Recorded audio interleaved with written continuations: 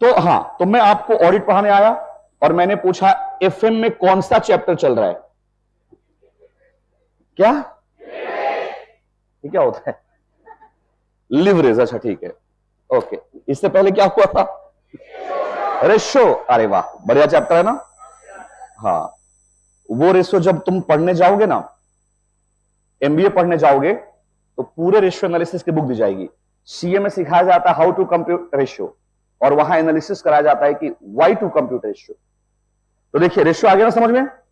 अब मैं आके तुमको रेशियो पढ़ाने लगा, लिवरेज पढ़ाने लगा, वर्किंग कैपिटल पढ़ाने लगा। तुमने कहा भाई साहब ऑडिट पढ़ा लो, क्योंकि वो आपका स्कोप नहीं है।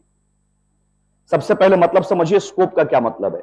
मेरा रेंज क्या, ऑर्गेनाइजेशन के हर चीज को मुझे देखना है? कहता नहीं। आप पहले अपने स्कोप को समझिए, ठीक है ना? बोलो।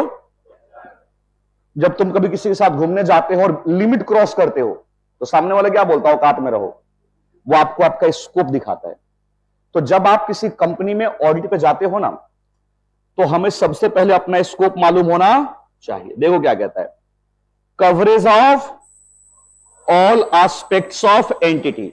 लेकिन ऑल एस्पेक्ट्स ऑफ एंटिटी में क्या? तो कहता है the audit should be organise to cover all aspects of. बस, तो क्योंकि हम लोग ऑडिटर किसके हैं, तो फाइनेंशियल स्टेटमेंट के सारे एस्पेक्ट्स हमारे स्कोप में आते हैं। चाहे वो बैलेंस शीट हो, प्रॉफिट एंड लॉस अकाउंट हो, कैश फ्लो स्टेटमेंट हो, नोट्स टू अकाउंट। अब बोलोगे तो है नहीं तुम लोग, और फिर जाके बोलोगे, फिर लिखना शुरू कर दोगे और फिर कहोगे समझ में नहीं आया। अपने कुकर्म नहीं बताओगे मुझे आके। प्लीज, जब पढ़ाया जाए तो पूरा फोकस वहां पे रखो। मल्टीटास्किंग मत किया करिए। जिंदगी में मल्टीटास्किंग वाले लोग कहीं पे भी एक्सपर्ट नहीं बनते। एक टाइम पे एक काम, है ना? ध्यान। और खासकर जब सीख रहे हैं, रिवीजन करें तो मल्टीटास्किंग कर लें, बट अभी आप सीख रहे हो, पूरा फोकस यहीं पे करो। मैं आपको बताऊं, पहली बार मैं थ्योरी का लाइन बाय लाइन पढ़ा रहा हूं। नहीं तो मैं नोट्स बनवा दिया करता था, चैप्टर खत्म 2 महीने में। लेकिन बाद में बच्चों ने कहा सर घर में रीड करते हैं थोड़ी दिक्कत आती है, तो लाइन बाय लाइन इसलिए पढ़ाया जा रहा है कि कम से कम 80% वो लाइन आपको समझ में आ जाए। नोट्स तो प्रिंट आउट करके भी दे देंगे तो बन जाएगा। तो देखो, the audit should be organised to cover all aspects of. हमारा स्कोप किसके लिए? फाइनेंशियल स्टेटमेंट के एस्पेक्ट्स को चेक करना है। हम जाकर रिसेप्शनिस्ट को नहीं समझाएंगे कि कल इस साड़ी को पहन के आना। हम अकाउंटेंट को नहीं बोलेंगे कि तेरे पर्सनल लाइफ में क्या चल रहा है। हम इन्वायरमेंटल ऑडिट नहीं कर रहे हैं, हम ऑपरेशनल ऑडिट नहीं कर रहे हैं, हम फाइनेंशियल स्टेटमेंट का ऑडिट कर रहे हैं। तो मेरा स्कोप क्या है? सिर्फ फाइनेंशियल स्टेटमेंट के सारे एस्पेक्ट को चेक करना, चाहे वो बैलेंस शीट हो, प्रॉफिट एंड लॉस अकाउंट हो, कैश फ्लो स्टेटमेंट हो, नोट्स टू अकाउंट्स हो, या फिर आपका statement of change in equity हो। पक्का? तो फर्स्ट पॉइंट में कोई ऐसी बात नहीं थी, अपने आप भी पढ़ते तो समझ में आ गया होता, लेकिन दुनिया में लड़ाई इसी बात की है कि अपने आप पढ़े कौन। दूसरा देखो, reliability and sufficiency of financial statement. जिस फाइनेंशियल स्टेटमेंट का आप ऑडिट कर रहे हो, वो फाइनेंशियल स्टेटमेंट एक रिलायबल रिपोर्ट दे रहा है, उसको चेक करने का स्कोप तुम्हारे पास है। कैसे? देखो, to form an opinion on the financial statement, the auditor should reasonably satisfied as to whether information contained in underlying accounting record and other source data is reliable and sufficient as the basis for the preparation of financial statement। देखिए, यहां पे profit and loss account है, और profit and loss account में salary लिखा हुआ है, employ cost. Salary तो होता नहीं आजकल, employ cost, employ cost 34 crore है ना। मुझे फाइनेंशियल स्टेटमेंट का ऑडिट करना है, इस स्टेटमेंट के ऊपर ओपिनियन देना है। बताइए, जब तक मैं इसका रिकॉर्ड नहीं चेक करूंगा, मैं कैसे कंक्लूजन दे दूंगा, ओपिनियन दे दूंगा कि ये सही है? तो क्या मेरा स्कोप ये नहीं है कि मैं इसके अंडरलाइंग, ये जहां से अमाउंट आया है उसके डिटेल को चेक करूं? क्या मेरे को क्लाइंट मना कर देगा? मैं सिर्फ ये थोड़ी देखने आया हूं कि यहां 34 करोड़ लिखा हुआ है, इस 34 करोड़ का बेसिस क्या है, इसके लिए बैकअप डॉक्यूमेंट क्या है, नंबर ऑफ एम्प्लॉइज चाहिए मुझे, कितनी सैलरी पर एम्प्लॉय का है वो मुझे चाहिए, हर महीने की सैलरी स्लिप चाहिए, उसको पूरे 12 महीने का जोड़ के देखूंगा कि 34 करोड़ आता है कि नहीं। वही तो कह रहा है। देखो, to form an opinion on financial statement the auditor should be, और सबसे याद रखिए, दूसरे को सेटिस्फाई करने से पहले खुद को सेटिस्फाई करो। गोलगप्पे खुद को अच्छे लगेंगे तभी तो किसी और को बोलोगे अच्छे हैं। बोलो, to form an opinion on the financial statement the auditor should reasonably satisfied as to whether the information contained in underlying accounting record and other source data is reliable and, जिसके बेसिस पे financial statement बनाया गया है। बताइए, ये जिसके basis पे 34 करोड़ यहां लिखा हुआ है, तो इसके कुछ बैकअप डॉक्यूमेंट होंगे क्या? वो चेक करना मेरे स्कोप में नहीं है। बोलो, समझने के पैसे हैं, समझ में आए तो हां बोलना। बोलो भाई, आपने मुझे पीएल अकाउंट दे दिया, मैंने कहा 34 करोड़ कैसे आया, तुमने कहा ये तुम्हारे स्कोप में नहीं है, कह दिया ना कि आ गया, तो फिर मेरा फायदा क्या है? मेरा काम यही है कि जो 34 करोड़ है ना, ये ओवर स्टेटेड ना हो, अंडर स्टेटेड ना हो, इसका बैकअप डॉक्यूमेंट है। तो बताइए, उस बैकअप डॉक्यूमेंट को चेक करना भी मेरे स्कोप में आता है? पक्का? थर्ड देखिए, proper disclosure of financial information. बताइए, क्या फाइनेंशियल इंफॉर्मेशन के लिए कुछ डिस्क्लोजर्स होते हैं? तो क्या उस डिस्क्लोजर को चेक करना भी मेरे स्कोप में आता है? Yes. Informing his opinion the auditor should also decide whether the relevant information is properly disclosed in the financial subject to statutory requirement where applicable। आए देखिए, अगर कोई डिस्क्लोजर रिक्वायरमेंट है तो उस डिस्क्लोजर रिक्वायरमेंट को चेक करना भी मेरा काम है, मेरे स्कोप में आता है। जैसे एक एग्जांपल देता हूं, मान लो बैलेंस शीट है, बैलेंस शीट में लैंड बिल्डिंग लिखा हुआ है, लैंड बिल्डिंग 100 करोड़, ठीक है, और मुझे पता लगा कि इसमें से 50 करोड़ की बिल्डिंग ऐसी है जिसको मोर्गेज किया गया है, तो क्या कहता है शेड्यूल 3 कि इसको यहीं पे डिस्क्लोज किया जाए कि प्रॉपर्टी मोर्गेज है। क्या ये डिस्क्लोजर डलवाना या चेक करना मेरा स्कोप में नहीं आता? अगर फाइनेंशियल स्टेटमेंट को बनाने के लिए किसी नोट्स टू अकाउंट्स और डिस्क्लोजर की रिक्वायरमेंट है, तो उस डिस्क्लोजर को चेक करना भी मेरे स्कोप में आता है। अरे ये सब कुछ फाइनेंशियल स्टेटमेंट के लिए ही तो है। मुझे एक चीज बताओ यार, तुम लोग ना ऐसे देख रहे हो जैसे पता नहीं, ये प्रॉफिट एंड लॉस अकाउंट है, ठीक है, यहां पे लिखा है travelling expenses, travelling expenses 20 crore. बताओ, क्या ट्रेवलिंग का लेजर नहीं देखोगे? पूरे साल का लेजर देखोगे, आपके स्कोप में आता तभी तो ये चेक करोगे आप। लेजर में जितनी एंट्रीज होंगी, क्या उसके बैकअप डॉक्यूमेंट नहीं देखोगे? क्या सपोर्टिंग डॉक्यूमेंट नहीं देखोगे? ट्रेवलिंग ऑफिशियल पर्पज के लिए हुआ नहीं चेक करोगे? ड्यूरिंग द ईयर हुआ नहीं चेक करोगे? कंपनी के बिजनेस के लिए ट्रेवलिंग हुआ ये नहीं चेक करोगे? ये सब आपके स्कोप में आता है, क्योंकि इन्हीं सबसे फाइनेंशियल स्टेटमेंट बना हुआ है। तो फाइनेंशियल स्टेटमेंट के ऑडिट के लिए ये रिलेटेड जॉब भी हम लोगों को करना होता है। जब तक हम ये नहीं करेंगे तो फाइनेंशियल स्टेटमेंट का ऑडिट कैसे होगा? क्लियर है? Proper disclosure of financial statement, ये भी आपके स्कोप में आता है। अब देखिए, evaluation of accounting system and internal control.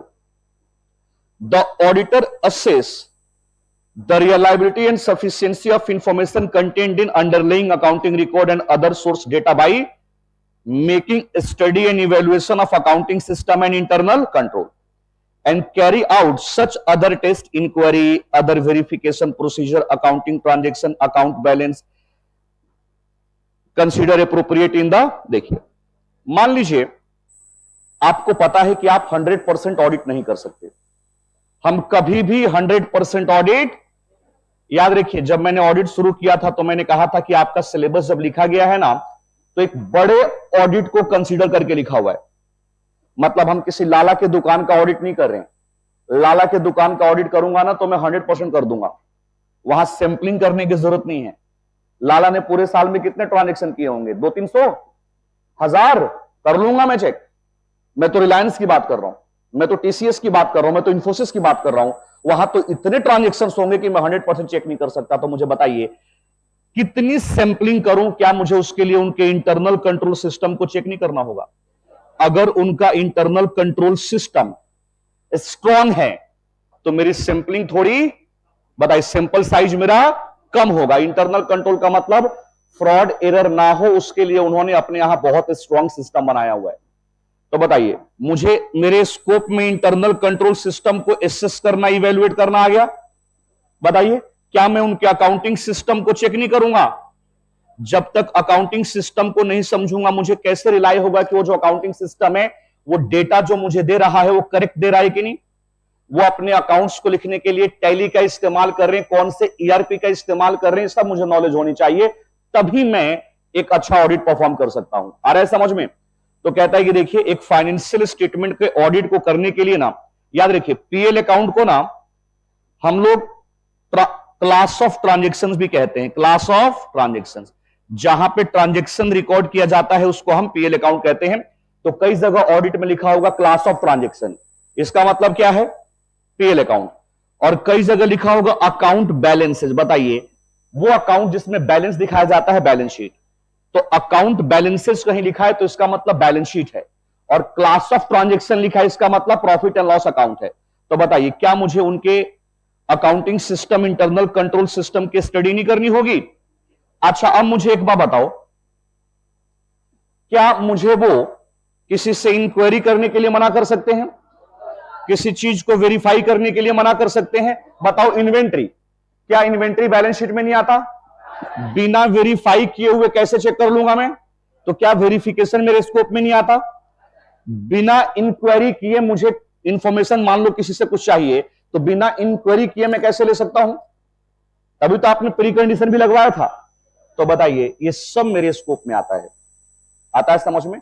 Financial statement audit में, फाइनेंशियल स्टेटमेंट में जितने एलिमेंट्स होते हैं उसका तो हम इंफॉर्मेशन चेक करेंगे, उसके बैकअप डॉक्यूमेंट जहां से वो फाइनेंशियल स्टेटमेंट बनाया गया है वो सारा चेक करेंगे, notes to accounts, disclosure check करेंगे, accounting system, internal control system को चेक करेंगे, हमारे स्कोप में आता है। प्लस अगर मुझे किसी से कोई इंक्वायरी करना है, पूछताछ करनी है, तो वो भी हमें करना पड़ेगा, वेरिफिकेशन करना है, वो भी हमारे स्कोप में आता है।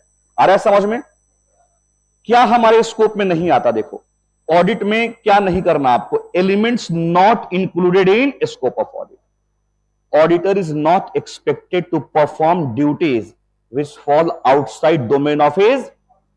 मान लो किसी ने आपको कहा हवाई जहाज उड़ाओ, तुम तो सीए हो, कुछ भी कर सकते हो। नहीं भैया, हम कुछ नहीं कर सकते, हम सिर्फ फाइनेंशियल स्टेटमेंट का ऑडिट कर सकते हैं, मेरी एक्सपर्टाइज यहां पे है। तो आपको इंश्योर करना है कि आप सिर्फ वही काम करेंगे जिस डोमेन में आप एक्सपर्टाइज हैं। मैं फोरेंसिक ऑडिट नहीं कर सकता, मैं इन्वेस्टिगेशन नहीं कर सकता, उसके लिए एक्स्ट्रा नॉलेज चाहिए। तो ऑडिटर को सिर्फ वही काम करना है जो उसके डोमेन में है, जिसका वो एक्सपर्ट है, जो उसकी कंपिटेंस। आ रहा है समझ में? तो पहला पॉइंट तो जनरल है, an auditor is not an expert in authentication of document. सुनिए, मैं एक ऑडिट पे गया था सफदरजंग में, और मुझे दिखाई दिया कि कंपनी ने 10 लैपटॉप खरीदे हैं। मैंने लैपटॉप का फिजिकल वेरिफिकेशन करवाया, वो ऑफिस में था, उसके इनवॉइस नेहरू प्लेस से आए हुए थे। मैंने सारे इनवॉइस से चेक कर लिए, 10 के 10 इनवॉइस थे। 2 साल बाद कंपनी के ऊपर इनकम टैक्स का छापा पड़ा और पाया गया कि जो इनवॉइस है ना, ये वोकस था, ये जाली दस्तावेज थे। लेकिन मेरे ऊपर कोई कार्रवाई नहीं हुई, क्योंकि मैं एक्सपर्ट नहीं हूं कि पेपर का ऑथेंटिकेशन करूं। मेरे पास बिल था, मैंने बिल देख लिया ना यार, भाई कागज पे बिल होता है, कागज पे बिल था। मैं ये एक्सपर्ट नहीं हूं कि डॉक्यूमेंट जाली है, फॉर्ज है, ये सब चेक करूं, ये मेरा काम नहीं है, मेरा वो एक्सपर्टाइज ही नहीं है। तो कहता है कि देखिए, क्या सब कर लिया था मैंने, सब ठीक था। जिस पार्टी से मैं फ्रॉड करूंगा तो उसको पहले से ही सेट करके रखूंगा कि तेरे पास कोई फोन आएगा तो बोल देना हाँ हाँ, वो सब था। लेकिन वो पेपर जो थे ना, वो पेपर जाली थे, डुप्लीकेट थे। मैं थोड़ी चेक करूंगा, ये मेरे को बिल चाहिए, मेरे पास बिल था। बोलो, an auditor is not an expert in authentication of document.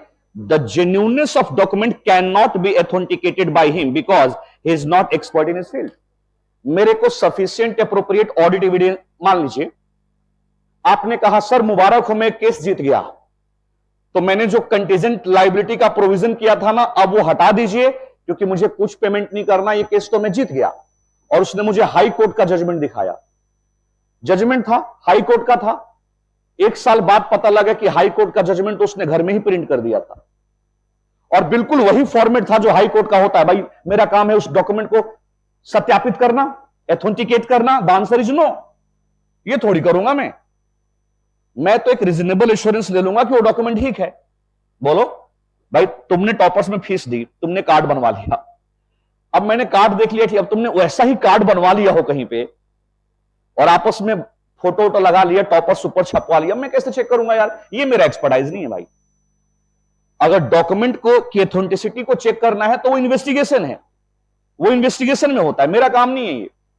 आ रहा है समझ में? मेरे को सपोर्टिंग डॉक्यूमेंट चाहिए, मेरे पास सपोर्टिंग डॉक्यूमेंट है, बात खत्म। अब वो सपोर्टिंग डॉक्यूमेंट जाली है, मेरे पास ना ही मेरी डिग्री मुझे ये सिखाती है, और ना ही मेरा कंपिटेंस है, ना ही मेरी एक्सपर्टाइज है कि मैं ये काम करूं। आता है समझ में? तो ये मेरे स्कोप से बाहर है। बोलो, आ रहा है समझ में? आगे देखिए क्या कहता है, ऑडिट वर्सेस इन्वेस्टिगेशन। एक बार मैंने आप लोगों को ट्रू फॉल्स कराया था, वहां ये बात हुई थी कि इन्वेस्टिगेशन अलग होता है, ऑडिट अलग होता है। एक बार देखिए, थोड़ा यहां डिफरेंस लिखा हुआ, पढ़ लेते हैं। Audit is not an official into alleged wrongdoing. कहता है कि किसी चीज, जब कोई चीज गलत होती है ना, तो उसका इन्वेस्टिगेशन होता है। लेकिन आप ऑडिट करने जा रहे हो तो क्या जरूरी है वहां गलत ही हो? इन्वेस्टिगेशन किसका होता है? जहां कुछ गलत हुआ होता है। लेकिन ऑडिट जरूरी नहीं वहां कुछ गलत हुआ हो, जरूरी नहीं वहां मिस स्टेटमेंट हो। क्या आप कई बार अनमोडिफाइड ओपिनियन नहीं देते हो? तो ऑडिट का मतलब ये नहीं कि जब मैं किसी कंपनी का ऑडिट कर रहा हूं तो कोई वहां रॉन्ग डूइंग हुआ, ऐसा कोई जरूरी नहीं है। लेकिन इन्वेस्टिगेशन हमेशा किसका होगा? रॉन्ग डूइंग का। आता है समझ में? Auditor does not have any specific legal power of search और recording statement of witness on oath which may necessary for carry out investigation. अरे ऑडिट तो एक सिविल जॉब है, एक इन्वेस्टिगेशन ऑफिसर को लीगल पावर होता है, वो एफआईआर करा सकता है, आपसे आपके स्टेटमेंट रिकॉर्ड कर सकता है। लेकिन ऑडिटर के पास ये सब पावर नहीं होते। इन्वेस्टिगेशन अलग चीज है, ऑडिट अलग चीज है। Investigation is the critical examination of accounts with a special purpose. For example, if fraud is suspected and it is specifically called upon to check the account whether fraud really exists, it take character of investigation. अगर मान लीजिए मेरे company के किसी department में कोई fraud हुआ है, या मुझे लगता है कि फ्रॉड हुआ है, और उस काम के लिए मैं किसी टीम को बुलाता हूं कि जरा चेक करो यहां फ्रॉड हुआ है कि नहीं, वो इन्वेस्टिगेशन है। लेकिन क्या ऑडिट में हम ये करने जाते हैं कि वहां फ्रॉड हुआ है कि नहीं? नहीं, हम तो फाइनेंशियल स्टेटमेंट के ऊपर रिपोर्ट देने जाते हैं, ओपिनियन देने जाते हैं कि वो ट्रू एंड फेयर है कि नहीं। Scope of audit is general and broad, whereas scope of investigation is specific and narrow. आता है समझ में? तो ऑडिट और इन्वेस्टिगेशन दोनों अलग अलग चीज होती है। इन्वेस्टिगेशन एक स्पेसिफिक एक्टिविटीज होती है जो रॉन्ग डूइंग के लिए किया जाता है, लेकिन ऑडिट एक जनरल काम है जो फाइनेंशियल स्टेटमेंट के ऊपर ओपिनियन देने के लिए किया जाता है कि वो free from material miss statement है या नहीं है, वो ट्रू एंड फेयर है कि नहीं है। आ रहा है समझ में? चलिए, इनहेरेंट लिमिटेशन ऑफ ऑडिट, ये क्वेश्चन मैंने आप लोगों को दिया था, तुम लोगों ने नकल मार के कर भी लिया। थोड़ा एक दिन मैंने वैसे जनरली आपको डिस्कस करके बताया था, आइए रीड कर लेते हैं। Inherent limitation of audit. देखिए, अगर ऑडिट की लिमिटेशन नहीं होती ना, मैंने आपको क्या बोला था, एक होता है एब्सोल्यूट एश्योरेंस, एब्सोल्यूट एश्योरेंस है ना, और एक होता है रीजनेबल एश्योरेंस। बताइए ऑडिटर क्या देता है? ऑडिटर क्या देता है, एब्सोल्यूट या रीजनेबल?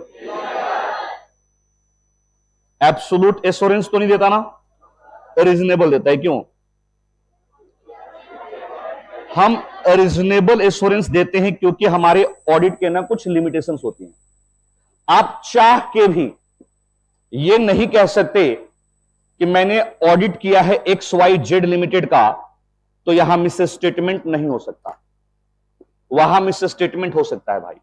मेरा ऑडिट इस बात की गारंटी नहीं कि वहां मिस स्टेटमेंट नहीं हो सकता, इस बात की गारंटी है कि वहां मटेरियल मिस स्टेटमेंट नहीं हो। ठीक है, हमारा रिपोर्ट इस बात की गारंटी नहीं है कि वहां मिस स्टेटमेंट नहीं होगा, इस बात की गारंटी है कि वहां पे मटेरियल मिस स्टेटमेंट नहीं होगा।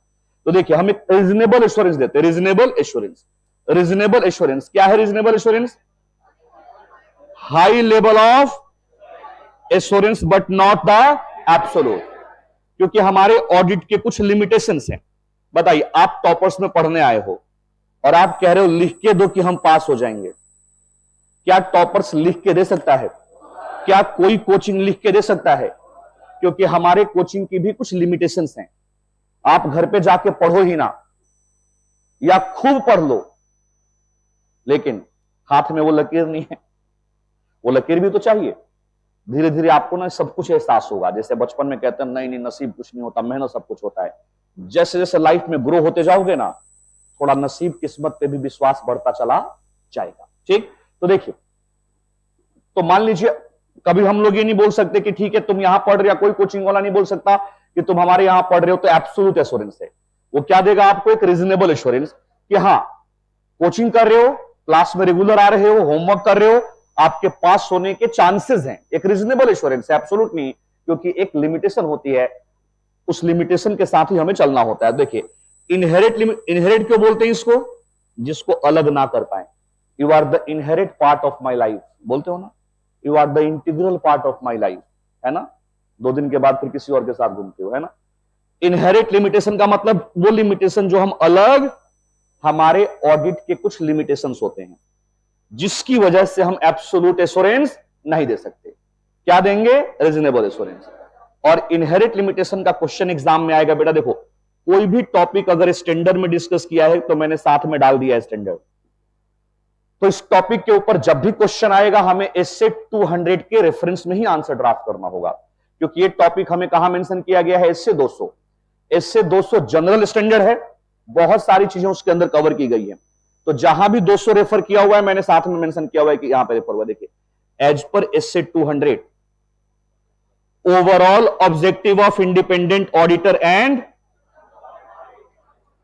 अब ये 4 लाइन आप याद कर लें तो आपकी बहादुरी है। कुछ चीजें मैं रटने के लिए बोलता हूं क्योंकि वो आगे काम आएगा आपको। देखो क्या कहता है, the auditor is not to और cannot reduce audit risk to 0। बताइए ऑडिट रिस्क किसको कहते हैं? अब देखो, फिर मैं ऑडिट रिस्क को पढ़ाने जाऊंगा किसी चैप्टर में तो लाला कहेगा उधर लेके चले गए। तो ऑडिट रिस्क एक अलग चैप्टर है, लेकिन उसको यहां मेंशन कर दिया। तो या तो मैं बोल दूं ऑडिट में रिस्क होता है, चलो आगे पढ़ते हैं, लेकिन इससे तो काम चलेगा नहीं। देखो रिस्क क्या होता है, ऑडिट के रिस्क को समझो। अगर मैं सही को गलत कह दूं, अगर मैं सही को गलत कह दूं, यह रिस्क नहीं है। अगर मैं गलत को सही कह देता हूं, यह रिस्क है। 1000 बेगुनाह छूट जाएं, कोई बात नहीं। 1000 गुनाहगार छूट जाएं, कोई बात नहीं। एक बेगुनाह को सजा नहीं होनी चाहिए। जस्टिस का पहला नियम यही है। 1000 गुनाहगार छूट जाएं, लेकिन किसी बेगुनाह को सजा नहीं होनी चाहिए। अगर आपने सही को गलत बोल दिया, कोई इश्यू नहीं है। हमारे ऑडिट रिस्क में ना जो डेफिनेशन है वो थोड़ी अलग है। कहता है गलत को सही नहीं कहना। दिखाऊं ऑडिट रिस्क किसको कहते हैं? अब दिखाना पड़ेगा ना मुझे। चल एक लाइन पढ़ते हैं ऑडिट रिस्क, देखते हैं तुमको समझ में आता है कि नहीं। आ जाएगा।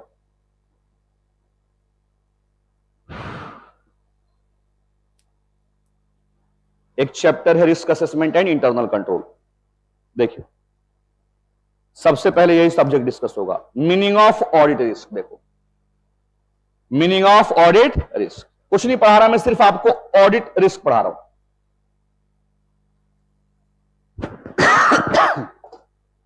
देखिए, दिखाई दिया? ढूंढ नहीं पाए अभी तक? देखो, ऑडिट रिस्क का मतलब क्या है? ऑडिट में रिस्क होता है, इतना सबको मालूम है। किस चीज का रिस्क? मैं अगर सही को गलत कह देता हूं, कोई रिस्क नहीं है। वैसे गलत तो ये भी है, लेकिन ऑडिट डोमेन में वो रिस्क नहीं माना जाता। ऑडिट में रिस्क उसको माना जाता है कि मैं गलत को, बताइए गलत को। देखिए, audit risk means the risk that auditor may provide inappropriate opinion if financial statement are, बताइए, अगर मटेरियल मिस स्टेटमेंट है तो इनएप्रोप्रिएट ओपिनियन क्या हुआ? अगर फाइनेंशियल स्टेटमेंट में मटेरियल मिस स्टेटमेंट है तो इनएप्रोप्रिएट क्या होगा? मैं उसको सही बोल दूं, ये ऑडिट रिस्क है बेटा। बस अगर मैं सही को गलत बोलता हूं, ये रिस्क नहीं है। मैं सही को गलत बोल दूं, ये ऑडिट रिस्क नहीं है। अगर मैं गलत को, तो बताइए, तो कहता है कि देखिए, risk that auditor may provide inappropriate opinion if financial statement are materially. तो अगर मटेरियल मिस स्टेटमेंट है और मैं कहता हूं नहीं है, ये रिस्क है। अगर सही को मैं गलत बोल दूं, कोई बात नहीं, गलत को सही नहीं बोलना। तो ऑडिट रिस्क किसको बोलेंगे? ये रिस्क है मेरे ऑडिट में कि कहीं गलती से ही अगर कहीं पे मटेरियल मिस स्टेटमेंट है और मैं क्या रिपोर्ट दे दूं कि नहीं नहीं सब कुछ ठीक है, बेटा ये ऑडिट रिस्क होता है। आ रहा है समझ में? तो गलत को सही नहीं बोलना। ठीक, तो देखिए क्या कहता है, क्या एक ऑडिटर इस ऑडिट के रिस्क को जीरो कर सकता है? सर आप ऑडिट के रिस्क को जीरो नहीं कर सकते, क्योंकि आपके ऑडिट के ना कुछ लिमिटेशंस होती हैं और वो लिमिटेशन आपको अलाउ नहीं करती कि आप ऑडिट रिस्क को क्या कर दो, जीरो कर दो। आप ये कह, अगर मान लीजिए मैं ऑडिट रिस्क को जीरो कर दूंगा, तब तो मैं एब्सोल्यूट एश्योरेंस दूंगा, फिर मैं रीजनेबल क्यों दूंगा? देखिए, the auditor is not expected to, आप ऑडिटर से एक्सपेक्ट ना करें और वो कर भी नहीं सकता। दोनों बात है, आप उससे एक्सपेक्ट ना करें और करते हैं ना तो कर भी नहीं सकता। क्या? Reduce audit risk to zero. थोड़ा थोड़ा रिस्क वहां पे रहेगा ही रहेगा। And can not therefore obtain absolute assurance that financial statement are free from due to this is because of inherit limitation of audit.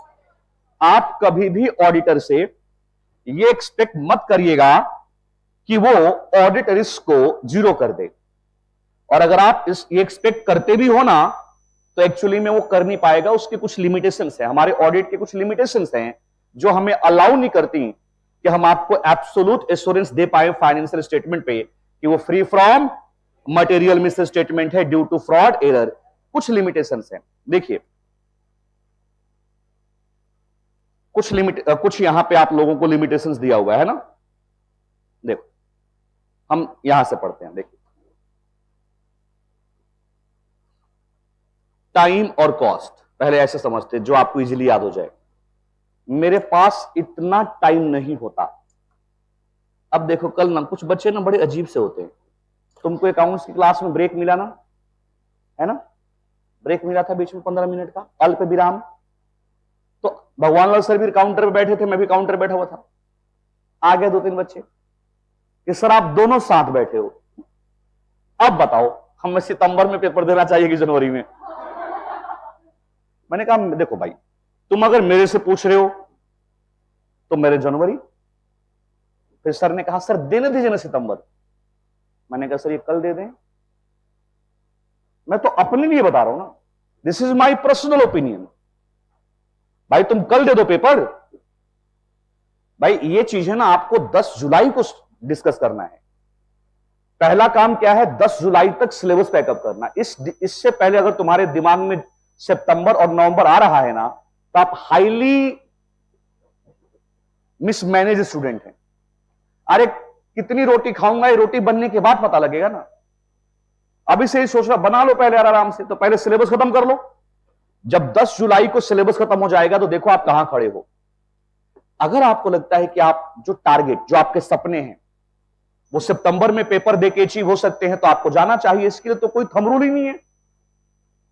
लेकिन लगता है नहीं, मैं थोड़ा और मेहनत करके बेहतर कर सकता हूं, तो करना चाहिए। ये तो पर्सन टू पर्सन डिफर करता है। मैं एक एवरेज स्टूडेंट था, मेरे लिए पॉसिबल नहीं था मैं सितंबर में देता। मैं तो आराम से रिलैक्स होके अपना अकाउंट्स भी अच्छा कर लेता अगर मुझे 1 महीना एक्स्ट्रा टाइम मिल जाता है ना। तो फिर आप लोग, पता है जिन बच्चों को पढ़ना लिखना नहीं होता ना, वो इन्हीं चीजों में उलझे रहते हैं। आप पढ़ाई पे ध्यान दो, सितंबर तक पढ़ो। अगर तैयारी हो जाए दे देना, नहीं हो जाए आगे बढ़ जाएगा, क्या दिक्कत। कौन सा कुंभ का मेला है, 3 महीने के बाद फिर आना है। तो देखिए टाइम, एक बार बताइए, आपका साल खत्म होता है 31 मार्च को, है ना। अभी चल रहा है हमारा फाइनेंशियल ईयर 24-25 है ना, फाइनेंशियल ईयर अब शुरू होगा 24-25, ठीक है, अप्रैल से।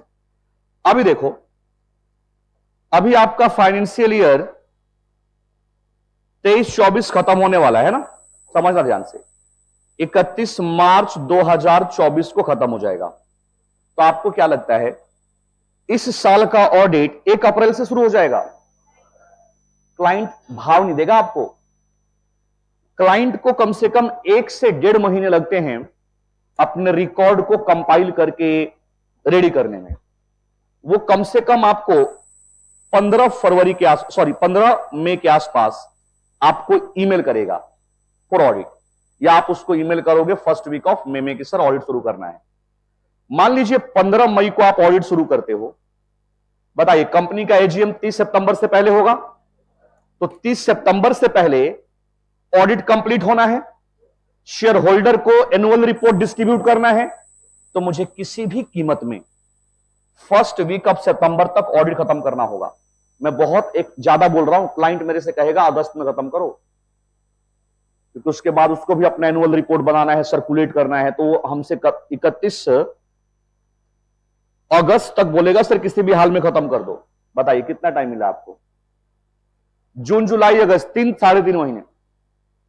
सोचिए आप रिलायंस का ऑडिट कर रहे हो, आप एल&टी का ऑडिट कर रहे हो, बड़ी कंपनियों का, कैसे आप 3-3.5 महीने में फाइनल ऑडिट करके कंपाइल कर दोगे सर?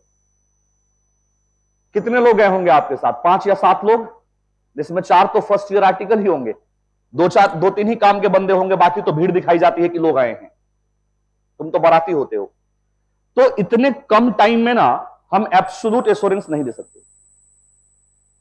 इतने कम टाइम में हम 100% चेकिंग, तो मजबूरी में हमें इससे 530 करना पड़ता है। याद है 530? हमें ऑडिट सैंपलिंग करनी होती है। और बताइए सैंपलिंग के बेसिस पे मैं एक रीजनेबल एश्योरेंस दे सकता हूं, एब्सोल्यूट एश्योरेंस नहीं दे सकता। बोलो, इस क्लास में मान लीजिए इतने सारे बच्चे बैठे हुए हैं, कितना अच्छा होता मैं सबसे क्वेश्चन पूछ लूं और मैं एब्सोल्यूट एश्योरेंस दे दूं, लेकिन मुझे 4 क्लास लग जाएगा क्वेश्चन पूछने में। तो मैंने क्या किया, 5 बच्चे इधर से, 5 बच्चे इधर से, 5 बच्चे इधर से सिलेक्ट कर लिए और उनसे क्वेश्चन पूछ लिया और एक रीजनेबल कंक्लूजन ड्रॉ कर दिया पूरे पॉपुलेशन पे। बताइए रीजनेबल ही तो दे सकता हूं, एब्सोल्यूट तो दे ही नहीं सकता। एब्सोल्यूट देना है तो मुझे क्या करना होगा, सबसे पूछना पड़ेगा A to Z। लेकिन क्या इतने कम टाइम में मेरे लिए पॉसिबल है? तो याद रखिए टाइम अपने आप में एक इनहेरेंट लिमिटेशन है कि एक ऑडिटर आपको एब्सोल्यूट एश्योरेंस नहीं दे सकता। टाइमलाइन ऑफ ऑडिट रिपोर्ट, इसको बोलते हैं हम लोग टाइमलाइन ऑफ ऑडिट रिपोर्ट। मुझे ऑडिट रिपोर्ट देने के लिए इतना कम टाइम मिलता है कि मैं चाह के भी 100% ऑडिट नहीं कर सकता, मुझे सैंपलिंग करनी पड़ती है। और बताइए अगर मैं सैंपलिंग करूंगा तो एब्सोल्यूट एश्योरेंस कैसे दे दूंगा? बोलो। अच्छा, आपको क्या लगता है कि पूरे साल में जो अकाउंट्स लिखे गए हैं क्या हमें 3-3.5 महीने में खत्म करना होता है?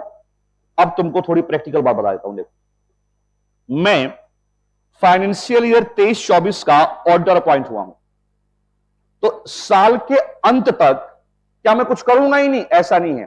देखो, कब साल शुरू हुआ? 1 अप्रैल को। रियल में ऑडिट कैसे होता है समझो, 1 अप्रैल 2023 को, ठीक है ना। मैं 30 जून को पहुंच जाऊंगा क्लाइंट के पास, 38 जून को 2023 को, और कहूंगा भाई साहब इस 3 महीने में जितने ट्रांजैक्शन हुए हैं ना मेरे को चेक करा लो। इसको कहते हैं रूटीन ऑडिट। भाई 1 साल खत्म हो जाने के बाद, 1 साल खत्म हो जाने के बाद सोचो इतना प्रेशर मेरे ऊपर आएगा। कोई ऑडिटर डिले नहीं करता। वो क्या करता है, वो रूटीन बेसिस पे ऑडिट करता रहता है। जितने ट्रांजैक्शन इस क्वार्टर में हुए होंगे ना वो उसको चेक करता जाएगा। साल खत्म हो जाने के बाद तो फाइनलाइज किया जाता है। तो ऑडिट पूरे साल चलता है। अगर मान लो साल में 12 महीने हैं और अप्रैल खत्म हो गया तो क्या अप्रैल के ट्रांजैक्शन का मैं ऑडिट नहीं कर सकता? करते हैं। रियल में ऐसी होता है। तो सोचो 12 महीने रिलायंस का ऑडिट, इतना डेटा, 3 महीने तो कुछ भी नहीं है। आपको बता रहा हूं, अप्रैल में ही 10-10 फाइल्स हो जाती हैं और हमें अप्रैल में ही सैंपलिंग करना पड़ता है। आता है समझ में? तो रूटीन ऑडिट पूरे साल चल रहा होता है। छोटी छोटी जो गलतियां वो लोग अकाउंटिंग में करते रहते हैं, हम लोग पूरे साल उसको ठीक कराते रहते हैं। मार्च के बाद तो क्या होता है? Final audit. मेरी बात समझ रहे हो आप लोग? लेकिन उस फाइनल ऑडिट के लिए भी हमें टाइम कब मिलता है? नहीं पॉसिबल है 3-3.5 महीने में ऑडिट खत्म। अच्छा, ऐसा थोड़ी है कि मेरे पास सिर्फ रिलायंस का ऑडिट है, मेरे पास 30 क्लाइंट के और ऑडिट है भाई साहब, और सबको 30 सितंबर तक ही रिपोर्ट चाहिए। सबका एजीएम 30 सितंबर को होना है। सोचिए, एक जगह में 6 बच्चों को भेजूंगा तो मेरे पास तो 150 बच्चे चाहिए भाई। सीए फर्म में इतने लोग नहीं होते, एक मिडिल क्लास सीए फर्म की बात करूं तो हम एक ऑडिट पे 2, 3, 4 मैक्सिमम लोगों को भेज पाते हैं। तो एक तो टाइमलाइन है हमारे लिए लिमिटेशन, हमें इतना टाइम नहीं मिलता कि हम एब्सोल्यूट एश्योरेंस दे पाए। आई होप कि आपको अच्छे से समझ में आया होगा टाइमलाइन। दूसरा, टाइम के साथ कॉस्ट भी ध्यान रखना। कॉस्ट, इतना ऑडिट फीस ना बहुत ज्यादा नहीं होती है। हालांकि एक बार एग्जाम में क्वेश्चन आ गया था कि एक ऑडिटर ने जानबूझ के ऑडिट में लापरवाही की, और जब पकड़ा गया तो कहा मेरे को इतने पैसे थोड़ी मिलते हैं कि मैं अच्छे से चेक करूंगा। कॉस्ट अपने आप में एक प्राइम लिमिटेशन, हाँ लिमिटेशन, लेकिन ये नहीं कह सकते कि पैसे कम मिलते हैं। तो मान लो एक गरीब आदमी डॉक्टर के पास गया, बोला मेरा ऑपरेशन कर दो, लेकिन मेरे पास 5,000 है, तो क्या वो तलवार से पेट काट देगा कि तुमने कम पैसे दिए तो मैं सर्जिकल इक्विपमेंट का इस्तेमाल नहीं करूंगा, ले आओ फावड़ा?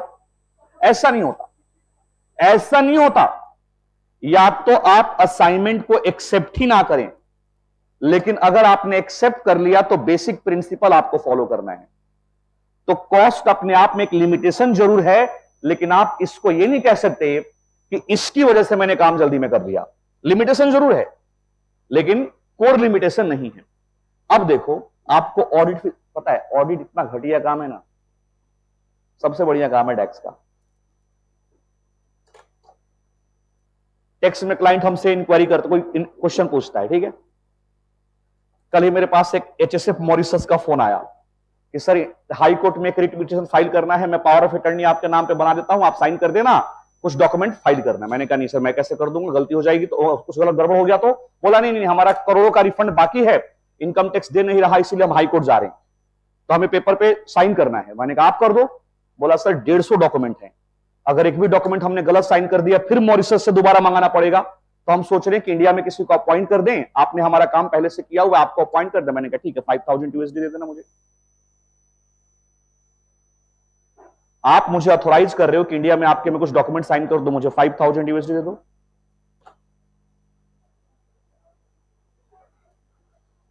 वो देगा, उसके लिए तो 5,000 है, 80 से गुना तो तुम कर रहे हो ना इंडिया में बैठ के, वो वहां बैठ के थोड़ी करेगा, बोलो। और इंडिया में सिर्फ 2 लोग हैं जो साइन कर सकते हैं, एक मैं और एक दूसरा बंदा उनका हाई कोर्ट में केस लड़ेगा, वो साइन कर ही नहीं सकता, मैं ही कर सकता हूं। बहुत नेगोशिएट करके क्या कर लेगा, 4,000 देगा। हमें क्या करना है, 150 पेपर पे साइन करना है बस, उसके लिए वो मुझे पावर ऑफ अटर्नी दे देगा। टैक्स का काम बहुत मस्त है, और खासकर अगर आपके पास 5 से 6 फॉरेन क्लाइंट हो। सर रिटायरमेंट प्लान हो गया आपका, बड़े उल्लू होते हैं अंग्रेज। हमारी फर्म नोकिया का काम करती है, एक साल में नोकिया की बिलिंग 22 करोड़ की है, लूथरा की 22 करोड़ की, सारी बिलिंग डॉलर में होती है। आर्टिकल के 1 घंटे का जो चार्ज होता है वो $250-300 का होता है। आर्टिकल तो तुम उसको आईएनआर में कन्वर्ट कर रहे हो, लेकिन उसके लिए तो डॉलर ही है ना, वहां के लिए तो वही है। तो देखिए, हां, तो हम लोग बात कर रहे थे कॉस्ट। अच्छा, ऑडिट, किसी क्लाइंट का ऑडिट करने जाओ, भाई साहब कहेगा 50,000 दूंगा, पूरे साल काम करो, और रिस्क कितना है, आप फाइनेंशियल स्टेटमेंट साइन कर रहे हो आप, और क्या देगा, 50,000 रुपया। अरे कोई नहीं करता ऑडिट का काम, फालतू है ये, प्योर पैसा है कंसल्टेंसी में। अच्छा, कोई कंसल्टेंसी अगर मेरी गलत हो गई ना, तो मैं बोलता हूं आपके फैक्ट्स गलत थे, आपने अपना फैक्ट्स अच्छे से मुझे क्लियर नहीं किया। अगर आपके फैक्ट्स क्लियर होते तो मेरा ओपिनियन अलग होता। और नीचे डिस्क्लेमर भी देते हैं हम लोग, ओपिनियन के नीचे डिस्क्लेमर होता है कि जो हमने आपको ओपिनियन दिया है, जो आपने फैक्ट्स मुझे बताया उसके बेसिस पे, अगर आपका फैक्ट चेंज तो ओपिनियन चेंज। रिस्क फ्री काम है कंसल्टेंसी का। तो देखिए, एक तो ऑडिट में ना हमें पैसा इतना कम मिलता है। अगर मान लो मेरी ऑडिट फीस बहुत ज्यादा हो तो मैं 20-25 सीए हायर कर लूं और एक क्वालिटी ऑडिट परफॉर्म करूं। मेरे पास इतने फोन आते हैं ना कि मुझे 4 आर्टिकल चाहिए, मुझे 2 आर्टिकल चाहिए। मैं ना थोड़ा सोशल नहीं हूं बहुत ज्यादा, देखा होगा तुम लोगों में, थोड़ा आइसोलेट ही रहता हूं। कुछ टीचर कितने कनेक्ट होते हैं ना बच्चों से, अगर मैं कनेक्ट होता, टॉपर्स का कोई भी ऐसा बच्चा नहीं होता जो आर्टिकलशिप के लिए कभी परेशान होता। मेरे पास इतने दूसरे चौथे फोन आते हैं, 4 लड़के दे दो, 5 लड़के दे दो। मेरे पास लड़कों के नंबर ही नहीं है, मैं ऐसा कोई डोमेन ही नहीं बना के रखता। पढ़ाया गए, टाटा बाय बाय। एक होता है ना कि नेचर होता है, मेरा नेचर ही नहीं है। आपको बता रहा हूं इनको क्यों चाहिए लड़के। मार्केट से अगर एम्प्लॉय हायर करेंगे तो 70,000 80,000 देना पड़ेगा, और एक आर्टिकल इनको 5 से 10,000 में मिल जाता है, और काम भी तो वही सारे करता है वो। तो बड़ी बड़ी जो फर्म्स होती है ना, वो एम्प्लॉय कम आर्टिकल ज्यादा हायर करती है, लेकिन बस उनको एक गारंटी चाहिए कि आर्टिकल अच्छा हो, लड़का अच्छा हो, तो फिर वो हम लोगों के ऊपर विश्वास करते हैं कि तुम अच्छे लड़के भेज दोगे। अब हमें क्या पता कोई अच्छा, मान लो तुमने जाके वहां कुछ कांड कर दिया तो मेरे रिलेशन तो खराब हो गए ना, तो कौन ये चांस ले, अनलेस कि मैं आपको बहुत अच्छे तरीके से जानता नहीं हूं, तो हम लोग हाथ डालते ही नहीं। लेकिन याद रखिए, अगर मेरे पास ऑडिट फीस, मान लो मुझे 40 लाख रुपया ऑडिट फीस मिल रहा है किसी क्लाइंट, तो मुझे 10 लाख रुपया खर्च करना हो तो क्या दिक्कत हो यार। लेकिन सर ऑडिट फीस कम होती है, और यह भी अपने आप में एक लिमिटेशन है। पैसा ज्यादा, बोलो, अगर मान लो हमारी कोचिंग की फीस 1.5 लाख होती, भाई साहब colourful multi colour notes daily basis, मेरे पास रिसोर्स होते हैं ना, सिंपल सी बात है ना, रिसोर्स होते, मैं 3-3 टाइपिस्ट बिठा देता। बोलो, 3-3 4-4 सीए हायर करके इस क्लास में बिठा देता क्वेरी सॉल्व करने के लिए। पूछो आप उनसे क्वेरी, मेरे पास टाइम नहीं है, मैं दूसरी क्लास में जा रहा हूं, वो बंदा आपके लिए 24 घंटे अवेलेबल है, पूछो। पैसा फेंको, तमाशा देखो। तो ऑडिट में ना थोड़ी फीस कम होती है, इसकी वजह से हम बहुत ज्यादा रिसोर्सेज डिप्लॉय नहीं कर पाते, तो कॉस्ट अपने आप में एक लिमिटेशन है। लेकिन इस लिमिटेशन को बेस बना के आप ये नहीं कह सकते कि तुमने बेसिक प्रिंसिपल ऑडिट के फॉलो नहीं किए थे। ये ध्यान रखना, कोर्ट थप्पड़ मारेगा फिर। लिमिटेशन है, लेकिन ऐसी लिमिटेशन नहीं कि आप इस कहें कि कॉस्ट, पैसा नहीं मिला था इसीलिए मैंने बेसिक प्रिंसिपल फॉलो नहीं किया था।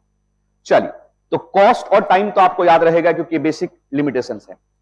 अब शुरू से देखो, जल्दी जल्दी। नेचर ऑफ, आप मेरे से एब्सोल्यूट एश्योरेंस मांग रहे हो, है ना। आप मेरे से एब्सोल्यूट एश्योरेंस मांग रहे हो, किसके ऊपर। लेकिन वो फाइनेंशियल स्टेटमेंट तो अपने आप में सब्जेक्टिव है, वो तो खुद ही एब्सोल्यूट नहीं है। क्या जो फाइनेंशियल स्टेटमेंट बनाए जाते हैं, क्या वो खुद अपने आप में एब्सोल्यूट हैं। वो तो ऑलरेडी एजम्पशन एस्टीमेट्स पे बनाए जाते हैं। तो जब आपका फाइनेंशियल स्टेटमेंट ही एस्टीमेट और एजम्पशन पे बनाए गए हैं, तो उसके बारे में ऑडिटर कैसे एब्सोल्यूट एश्योरेंस दे सकता है भाई, बताओ। बोलो, प्रोविजन फॉर बेड डेट्स हो भी सकता है, बेड डेट्स नहीं भी हो सकता। अब तुम कह रहे हो कि इसके ऊपर मैं एब्सोल्यूट एश्योरेंस दे दूं, कैसे दे दूं, बोलो। तो कहता है कि देखिए, preparation of financial statement involve making judgement by management. This judgement में इन्वॉल्व सब्जेक्टिव और degree of uncertainty. Therefore, auditor may not be able to obtain absolute assurance that financial statement free from due to fraud and error. बिल्कुल सही बात है। One of the premises of conducting audit is that management acknowledges its responsibility of, but ये किसकी duty है। Financial statement as per applicable FRF के हिसाब से बनाना मैनेजमेंट की ड्यूटी है, और उसके लिए वो इंटरनल कंट्रोल सिस्टम बनाता है अपने ऑर्गेनाइजेशन में। बताइए, फाइनेंशियल स्टेटमेंट के अंदर कोई फ्रॉड ना हो, कोई एरर ना हो, जितने एप्लीकेबल रेगुलेशन लॉ एप्लीकेबल है उनका पालन हो, इसके लिए कंपनी क्या बनाती है? Internal control. अपने यहां अलग अलग डिपार्टमेंट बनाती है, अलग अलग काम देती है उन लोगों को कि ये सारी चीजें करनी है। आपको पता है इनहेरेंट लिमिटेशन इंटरनल कंट्रोल के अपने आप में ही कुछ लिमिटेशंस होते हैं। However such control may not have operated to produce reliable financial information due to their own limitation. Internal control के अपने लिमिटेशंस हैं। तो जब आपका इंटरनल कंट्रोल के लिमिटेशंस हैं तो आप बताइए financial statement 100% free from material miss statement कैसे हो सकता है? जैसे एक एग्जांपल देखिए, जब आप ऑफिस में जाओगे ना काम करने तो देखोगे कि अगर किसी ट्रांजैक्शन के मल्टीपल स्टेजेस हैं तो 3-3, 4-4 एम्प्लॉय लगाए गए होंगे उस काम के लिए। जैसे मैंने आपको बताया था कि एक वाउचर बनता है ना, वाउचर प्रिपेयर करेंगे ये, चेक करेंगे ये, अप्रूव करेंगे ये, और पेमेंट करेंगे ये। 4 लोगों को लगा दिया एक ही काम में। ये क्या करेगा? वाउचर बनाएगा, ये इसको चेक करेगा, ये इसको अप्रूव करेगा। ऐसा क्यों किया जाता है? अगर इसने कोई गड़बड़ की तो ये पकड़ लेगा, इसकी गड़बड़ ये पकड़ लेगा, कोई ना कोई तो पकड़ लेगा। बेटा क्या हो अगर चारों मिल जाएं? ये इंटरनल कंट्रोल के अपने लिमिटेशंस हैं। आपने 2 एम्प्लॉय को, इसको कहा जाता है इंटरनल चेक। इंटरनल चेक कि एक आदमी का काम दूसरा आदमी अपने आप में चेक कर ले। जैसे मान लो संजीव जी का नाम सुना होगा, वो पर्ची काटते हैं। मामा जी पैसा लेके रखते हैं। 2 लोगों को रखा गया है, एक से ही काम चल जाता लेकिन 2 को रखा गया है कि एक आदमी फ्रॉड करे तो दूसरा पकड़ ले, एक आदमी गलती करे तो दूसरा पकड़ ले। क्या करें अगर मामा जी और संजीव जी मिल जाए? This is the limitation of internal control. तो सोचिए इंटरनल कंट्रोल आपने किस लिए लगाया कि financial statement free from material miss statement, लेकिन क्या उस इंटरनल कंट्रोल के कुछ लिमिटेशन नहीं है? बोलो। तो कहता है कि देखिए इन सब की वजह से जो फाइनेंशियल स्टेटमेंट है ना वो सब्जेक्टिव बनता है, वो खुद ही एब्सोल्यूट नहीं होता। और जब खुद एब्सोल्यूट नहीं है तो ऑडिटर्स के ऊपर कैसे एब्सोल्यूट एश्योरेंस दे देगा? आ रहा है समझ में? तो जो नेचर ऑफ फाइनेंशियल रिपोर्टिंग है ये तो खुद एजम्पशन और एस्टीमेट पे बनाए जाते हैं, इसके तो खुद के अपने लिमिटेशंस हैं। तो बताइए ऑडिटर कैसे एब्सोल्यूट एश्योरेंस दे देगा? इसीलिए वो क्या देता है? Reasonable assurance. आता है समझ में? Nature of audit procedure, nature of audit बताइए। There are practical and legal limitations on the auditor's ability to obtain audit evidence. देखिए हम ऑडिटर हैं, हमें कोई स्पेशल पावर नहीं दिया गया। देखो एक सिपाही है ना, सिपाही कितनी सैलरी होती है सिपाही की? बोलो 30-40 हजार रुपया, 30 से 40 हजार रुपया। इतना तो तुम्हारे पान बीड़ी का खर्चा होगा महीने का।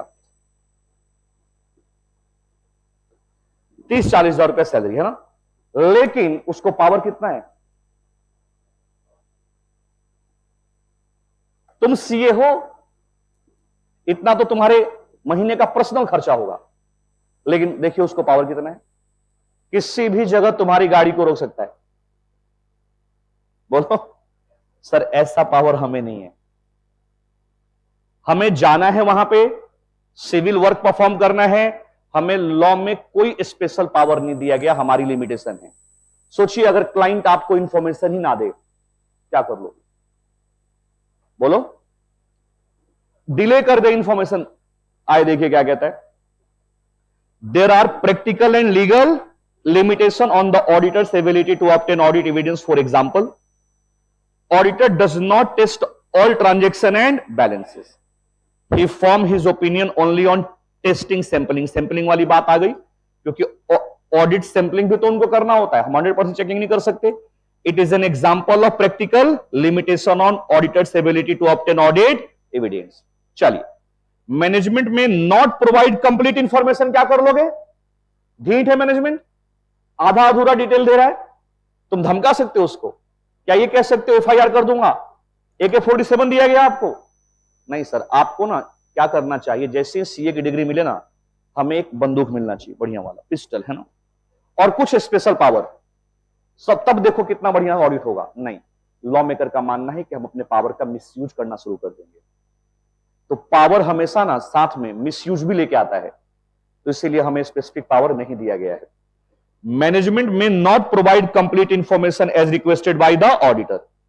There is no way by which auditor can force to provide complete information as requested.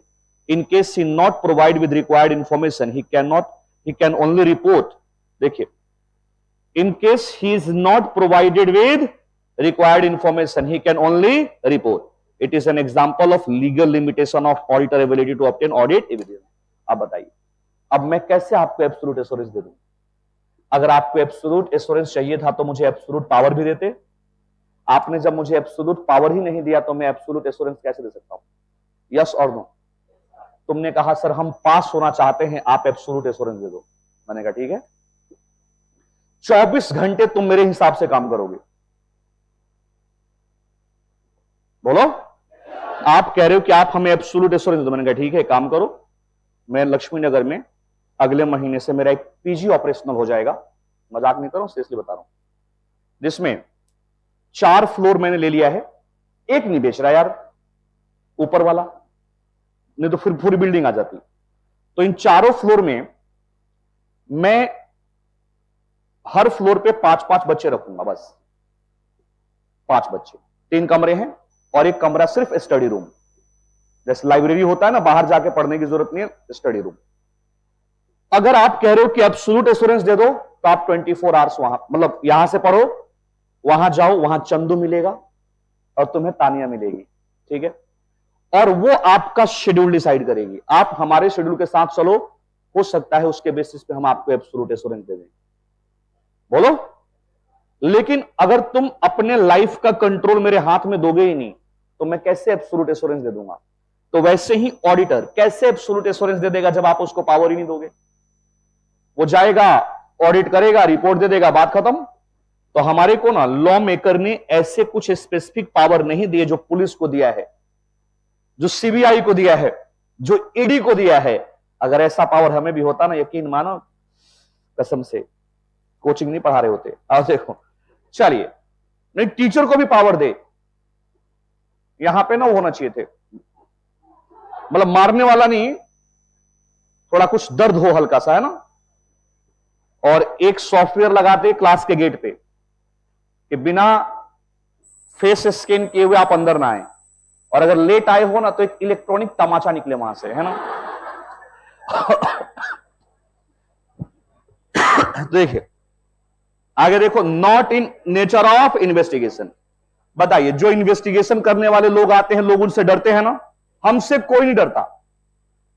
तुम लोग तो जब ऑडिट करने जाओगे 1 हफ्ता तो ये जस्टिफाई कराने में लगेगा, हाँ हम ऑडिटर हैं। वो तुमको आके ऐसे ऐसे कहो, बच्चे कैसे हो? अरे बच्चा नहीं हो मैं यार, ऑडिटर हो यार। लेकिन वो तुम्हें यही एहसास दिलाता रहेगा। याद रखिए, बहुत मुश्किल होता है। Not in the nature of investigation, audit is not an official, hence auditor can not obtain absolute assurance. आता है समझ में? आगे देखो, टाइमलाइन आ गया, इतना टाइम नहीं होता, कॉस्ट मुझे कम मिलती है, इसकी वजह से लिमिटेशन होता। और देखो, future events, financial statement going concern पे बनता है। गोइंग कंसर्न फ्यूचर इवेंट के ऊपर डिपेंड होता है, लेकिन फ्यूचर किसको मालूम है? किसको मालूम था कि face to face classes Laxmi Nagar में सीए में इतनी छोटी हो जाएंगी आज से 5 साल पहले? यकीन बताऊं आपको, मन नहीं करता इतने बच्चों को पढ़ाने का। आपको लगता होगा बड़ा बैच है ये। सर 2017-18 में आते, भगवान लाल सर कॉस्टिंग 1200 बच्चे, कालरा सर, ये 2 लोग थे लक्ष्मी नगर में कॉस्टिंग पढ़ाने के लिए। आज बच्चा आके कहता है कि आप पढ़ाते हो तो समझ में नहीं आता। उस टाइम को होता समझ में नहीं आता, ले पैसे बाहर निकल। हर ऑडी के बाहर 30-40 बच्चे रोज भगवान लाल हाय हाय करते थे क्योंकि अंदर बैठने की जगह नहीं मिली, एडमिशन ज्यादा हो गया है। कालरा सर 1500-1600 बच्चे, शाह ऑडिटोरियम बैंकेट हॉल में बच्चे बैठे हुए हैं सर। वो जो स्क्रीन लगते हैं ना शादियों में, उस स्क्रीन से पढ़ाई होती थी और सर रैंक आते थे बच्चों को उस टाइम भी। लेकिन उस टाइम चॉइस नहीं था, इसीलिए आपको पढ़ना ही था। आज हमारे पास चॉइसेस, चॉइस ना हमारे अपने क्वालिटी को डिस्ट्रॉय कर देते हैं, खत्म कर देते हैं। ऑप्शंस आपको बर्बाद कर देगा। इतनी बढ़िया नौकरी छोड़ के हम लोग इसलिए है कि 700 बैच, 600 बच्चों का एक बैच मिलता था भाई साहब, मस्त। तो देखिए, तो किसको मालूम था कि कोविड आएगा, कोविड में ऑनलाइन क्लासेस हाइप करेंगी, लोगों को एक ऑप्शन दिखेगा। अब उस ऑप्शन को खत्म होने में 2-4-5 साल लगेंगे, खत्म होगा वो, बट धीरे धीरे 2-4-5 साल लगेंगे कि कोई चीज ऊपर जाती है ना तो सीधे नीचे नहीं आती, थोड़ा टाइम लगता है उसको। तो देखिए ये लिमिटेशंस हैं। फ्यूचर में क्या होगा किसी को नहीं मालूम। तो बताइए जब फ्यूचर अनसर्टेन है तो मैं आपके ऑर्गेनाइजेशन के बारे में कैसे कह सकता हूं कि एब्सोल्यूट एश्योरेंस दे दूं। गोइंग कंसर्न आपका इंटेक्ट रहेगा। बताइए गोइंग कंसर्न भी अपने आप में एक ऑडिट का पार्ट है, क्योंकि हम सारा फाइनेंशियल स्टेटमेंट गोइंग कंसर्न के बेसिस पे बनाते हैं। लेकिन बताइए फ्यूचर तो अनसर्टेन है। मान लो आप आईटीसी का ऑडिट कर रहे हो, आईटीसी का एक मेजर रिवेन्यू सिगरेट से आता है। बोलो, आईटीसी कंपनी सिगरेट बनाती है। अब सिगरेट मान लीजिए आप उसके गोइंग कंसर्न के ऊपर कमेंट कर रहे हो, आप मान के चल रहे हो कि इनका बिजनेस परपेचुअल है, चलता रहेगा। सरकार ने 1 महीने के बाद नोटिफिकेशन निकाल दिया कि इंडिया में सिगरेट बैन हो गया, क्या कर लोगे? ये अनसर्टेनिटी है। बोलो, तो कहता है कि देखिए फ्यूचर इवेंट्स और कंडीशंस में अफेक्ट एंटिटी एडवर्सली। याद करो पहले फ्लॉपी चलती थी, पता है टेक्नोलॉजी की लाइफ कितनी छोटी है। फ्लॉपी तो फिर भी कुछ दिन तक चली, सीडी तो आया और गया, फिर पेन ड्राइव। आजकल कौन पूछ रहा है पेन ड्राइव? सर टेक्नोलॉजी इस तरीके से रिप्लेस कर रही है चीजों को कि सर आपका फ्यूचर नहीं पता कि आप कितनी जल्दी किस चीजों को रिप्लेस करके कहां पहुंच जाओगे, है ना। बच्चा पूछता है कि सर एआई आ गया तो हमारा क्या काम है? सर ये रिस्क तो आपके सामने हमेशा रहेगा। हर 10 साल 5 साल बाद टेक्नोलॉजी बदलेगी, हमें उसको अपने हिसाब से बदलना, अपने आप को उसके हिसाब से बदलना पड़ेगा। तो कहता है कि फ्यूचर इवेंट और कंडीशन में affect entity adversely. Adverse event में seriously affect ability to entity to continue its business, मतलब गोइंग कंसर्न। द बिजनेस में cease to exist in future due to change in emergence of new business model or product or due to onset of some adverse events। शराबबंदी हो जाए पूरे India में, क्या होगा दारू बनाने वाली कंपनियों का? तो याद रखिएगा जब फ्यूचर अनसर्टेन है और financial statement going concern basis पे बनता है तो उसकी अनसर्टेनिटी अपने आप वहां एग्जिस्ट कर रही है। मैं कैसे एब्सोल्यूट एश्योरेंस दे दूं? मैं कैसे कह दूं कि हाँ ये परपेचुअल है, क्योंकि दारू भी परपेचुअल रहेगा? नहीं सर, सरकार कभी भी बंद कर सकती है। लाइसेंस बिजनेस में तो बड़ा रिस्क है, सरकार कभी भी लाइसेंस रद्द कर सकती है। तो ये कुछ लिमिटेशंस हैं और इस लिमिटेशंस की वजह से हम कभी भी एब्सोल्यूट एश्योरेंस नहीं दे पाते। क्लियर है? बोलो, ऑडिट के क्या एडवांटेज हैं? देखिए जो यूजर्स होते हैं ना, जो यूजर्स होते हैं फाइनेंशियल स्टेटमेंट के, वो फाइनेंशियल स्टेटमेंट तो देखते हैं, बुक्स ऑफ अकाउंट नहीं देख सकते। सपोज मैं एक कंपनी में पैसा लगाना चाहता हूं, रिलायंस में सपोज, तो रिलायंस का फाइनेंशियल तो पब्लिक डोमेन पे है, मैं देख लूंगा, लेकिन मैं रिलायंस के बुक्स ऑफ अकाउंट नहीं देख सकता। पहले समझिए फाइनेंशियल स्टेटमेंट और बुक्स ऑफ अकाउंट अलग अलग है। Books of account primary document है जिससे फाइनेंशियल स्टेटमेंट बनाया जाता है। आप प्राइमरी डॉक्यूमेंट नहीं देख सकते हैं, आप सिर्फ फाइनेंशियल स्टेटमेंट देख सकते हैं। प्राइमरी रिकॉर्ड देखने का राइट सिर्फ ऑडिटर को है। तो आप ऑडिटर को जाके कहते हो जा तू देख के बता ये सही है कि नहीं। सोचिए अगर मैं खुद ही देख लेता तो फिर ऑडिट कराने की जरूरत क्या होती? बोलो, गांव में देखा होगा शादी में ना एक बिचौलिया होता है, क्योंकि लड़की वाले लड़के वाले बिल्कुल ट्रांसपेरेंट तरीके से नहीं मिल सकते हैं, लिमिटेशन होती है। लड़का जाकर लड़की से सीधा नहीं मिल सकता, गांव में आज भी ऐसा ही होता है। तो फिर वो थर्ड पर्सन जो होता है ना, वो रीजनेबल एश्योरेंस देता है। लोग पूछते जाते हैं और वो इंफॉर्मेशन देता जाता है। तो बताइए बहुत सारे लोग ऐसे हैं जो फाइनेंशियल स्टेटमेंट के यूजर्स हैं लेकिन बुक्स ऑफ अकाउंट बोलो नहीं देख सकते। ऑडिटर उनके इंटरेस्ट को सेफगार्ड करता है, वो बुक्स ऑफ अकाउंट चेक करता है, बताता है कि जो फाइनेंशियल स्टेटमेंट बनाया गया है ये बुक्स ऑफ अकाउंट से ही बनाया गया है, कोई चीज यहां पे ओवर स्टेटेड अंडर स्टेटेड। तो बताइए वो सेफगार्ड नहीं करता उन लोगों के इंटरेस्ट का, it safeguard the financial interest of person not associated with. बताइए बैंकर क्या मैनेजमेंट से एसोसिएटेड है? क्या शेयर होल्डर एसोसिएटेड है? नहीं सर, ये लोग सिर्फ फाइनेंशियल स्टेटमेंट देखते हैं, बुक्स ऑफ अकाउंट नहीं देखते। लेकिन सोचो ऑडिटर जाके बुक्स ऑफ अकाउंट देख के ये कह दे कि फाइनेंशियल स्टेटमेंट बिल्कुल ट्रू एंड फेयर है, सारे रिकॉर्ड अवेलेबल हैं, सारे एविडेंसेस अवेलेबल हैं जिसके थ्रू ये फाइनेंशियल स्टेटमेंट बनाया गया है, बताइए, हम उनके इंटरेस्ट को प्रोटेक्ट नहीं कर रहे हैं, उनके लिए हम गार्ड का काम कर रहे हैं। यस और नो? कितने लोग दिल्ली के बाहर से यहां पढ़ने आए हो जो भाई साहब हायर एजुकेशन के लिए पीजी में रहते हो? मान लो अभी तुम्हारे मोबाइल पे एक मैसेज आया पापा का कि मैं दिल्ली आ गया हूं, आधे घंटे में तुम्हारे रूम में पहुंचूंगा, क्या करोगे? हैं? तुम दोनों से तो बातें नहीं कर रहे हो, बताना क्या करोगे? जल्दी से भागोगे यहां से, जल्दी से रूम में जाओगे, क्या करोगे? जितने सिगरेट के टुकड़े हैं, जो सिगरेट पीता होगा हटाएगा उसको। बोलो, अरे क्यों शर्माते हो सिगरेट पीने से यार, लोग पीते हैं, है ना? देखो ध्यान से, दुनिया में कोई चीज बुरी नहीं होती। जिस दिन मेरा मन करेगा मैं पी लूंगा। मैं इसलिए नहीं पीता कि वो बुरी चीज होती है, मेरे को पीने का कभी मन नहीं किया, जब मन करेगा तो पी लेंगे। ठीक है, बुरा क्या होता है? कुछ भी नहीं है, तो सब हमने दिमाग में बिठा रखा है। तो देखिए, तुम पता नहीं मैं रजनीगंधा का ऐड करता हूं, तो आप मुझे तो आप घर भागोगे, वहां पे सारी वो हीरो हीरोइन वाली फोटो हटाओगे और वहां पे समरी लगा दोगे फार्मूले की। देखिए, अगर एम्प्लॉय को यह मालूम होता है ना कि ऑडिट होगा, तो वो गलती खुद ही नहीं करता। आपके पापा को ना आपको एक लाइन कहना चाहिए कि मैं कभी भी तुमसे मिलने आ सकता हूं, मेरा दिल्ली आना जाना लगा रहता है, बस चाहे वो आए चाहे ना आए। एक मोरल चेक हो गया ना तुम्हारा। तो देखिए, जब तुम लोग कहीं कंपनी में काम वाम करने जाओगे ना और कोई काम जल्दीबाजी में करोगे, तुम्हारा दोस्त कहेगा अबे अच्छे से कर ले, ऑडिट होगा। तो ऑडिट अपने आप में एक डर है। जैसे एक एग्जांपल देता हूं, अभी होली आ गया ना यार, तुम थोड़ा होली होली खेला करो यार, जरूरी थोड़ी है इस वीक में होली होनी चाहिए थोड़ी सी, है ना? हाँ यार, होली का मतलब 3-4 दिन खेलो, एक ही दिन में थोड़ी है। अरे कपड़ा घर कर देना, गरीबों वाली बात।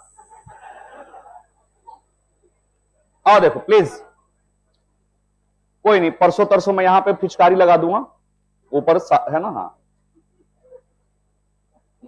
नहीं, एक बार हम लोगों ने किया था पूरे बैच में ना, ऊपर से सारे स्टाफ को बाल्टी में रंग भर दिया था, बच्चे पढ़ा रहे थे हम लोग, किसी को कुछ नहीं पता था, अचानक से ऊपर से फायर, है ना? तो ऊपर देखते रहना। अभी एक बच्चा आया था, मैंने उसको ऐसे भगाया, भरत का बेटा आया था पिचकारी लेके, देखो।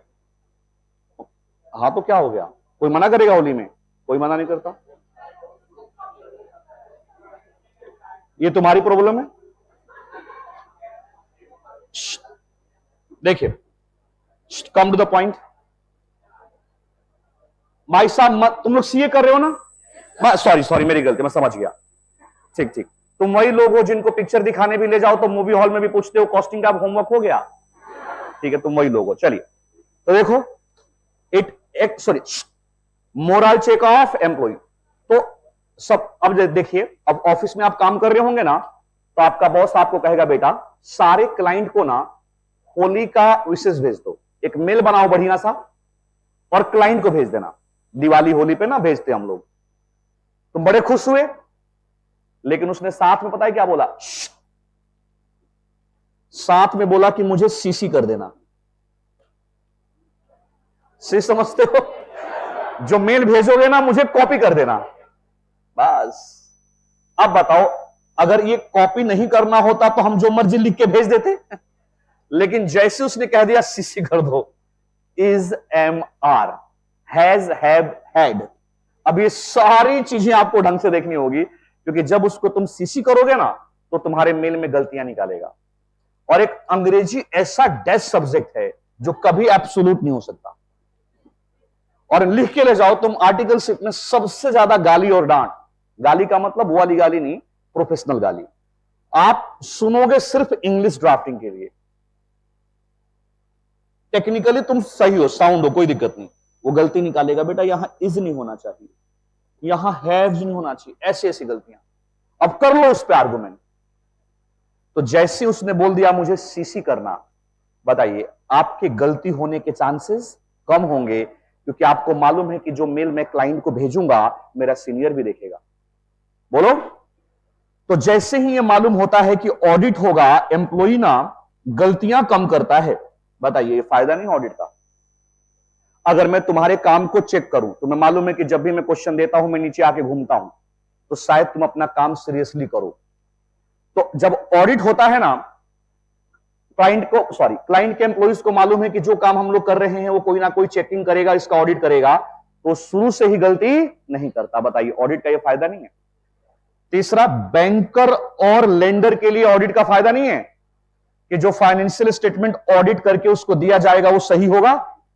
बोलो, क्या टैक्स कैलकुलेशन करने में सरकार के लिए फायदा नहीं है? जितने यूजर्स हैं सबके लिए फायदा है। बताइए, अगर कोई क्लाइंट का कहीं पे आर्बिट्रेशन, कोई केस चल रहा है, सेटलमेंट चल रहा है, जैसे मान लो पार्टनरशिप फर्म में पार्टनर और फर्म के बीच में डिस्प्यूट चल रहा है, पार्टनर कह रहा है मुझे इतना पैसा चाहिए, अगर फाइनेंशियल स्टेटमेंट ऑडिटेड है तो आप कह तो सकते हो पार्टनर को कि भाई जब प्रॉफिट ही इतना है तो मैं तुमको इतना पैसा कैसे दे दूंगा। तो आपस में किसी डिस्प्यूट को, आर्बिट्रेशन को खत्म करने में भी ऑडिट का बड़ा रोल होता है, क्योंकि अगर फाइनेंशियल स्टेटमेंट ऑडिट हो रखा है तो लोग उसके फिगर के ऊपर, अमाउंट के ऊपर विश्वास करते हैं। कई बार ना सरकार आपसे ऑडिटेड फाइनेंशियल मांगती है। जैसे मान लो सरकार कोई बिड निकाल रही है, टेंडर निकाल रही है, तो टेंडर के लिए वो क्या मांगती है? पिछले 3 साल का ऑडिटेड फाइनेंशियल। तो उस केस में भी आपको क्या देना होता है? या मान लो आपको सरकार से कोई लाइसेंस चाहिए, तो उसके केस में भी वो आपसे क्या मांग लेते हैं कई बार? फाइनेंशियल स्टेटमेंट जो ऑडिटेड हो। तो बताइए, क्या ये सब एडवांटेज नहीं है ऑडिट के? एडवांटेज। ठीक आता है समझ में? तो जो मुझे लग रहा था कि फर्स्ट चैप्टर में कुछ चीजें मुझे करा देना चाहिए, मैंने करा दिया।